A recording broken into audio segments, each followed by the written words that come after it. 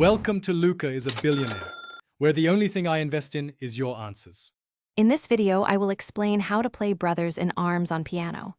This iconic song, originally by Dire Straits, offers a rewarding challenge for pianists. We'll begin by exploring the core chords, which are G sharp minor, E, C sharp minor, and F sharp. Understanding these four chords is your first step to mastering the piece. We will also look at the song's structure, helping you navigate its beautiful sections.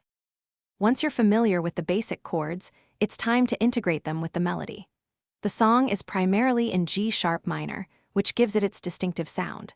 Your right hand will carry the memorable melody, sometimes adapting the original guitar lines. Meanwhile, your left hand will provide a solid harmonic foundation, often using sustained chords or gentle arpeggios. Consistent practice of both hands separately and together is key. Now, let's explore some advanced techniques. The team-up throw, where one Kong tosses the other, is crucial for reaching elevated platforms and defeating certain enemies. Many levels contain secret warps that can significantly shorten your journey, allowing for quicker completion times. Thorough exploration is highly rewarded. Search every nook and cranny to uncover all the hidden collectibles and bonus stages.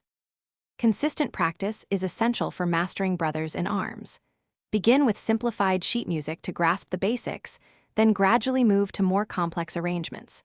Divide the song into smaller, manageable sections, practicing each until it feels comfortable. Regularly listening to the original Dire Straits recording will help you internalize the song's unique feel and precise timing.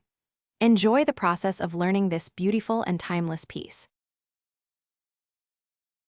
Thanks for watching and please subscribe. It's the best investment you'll ever make.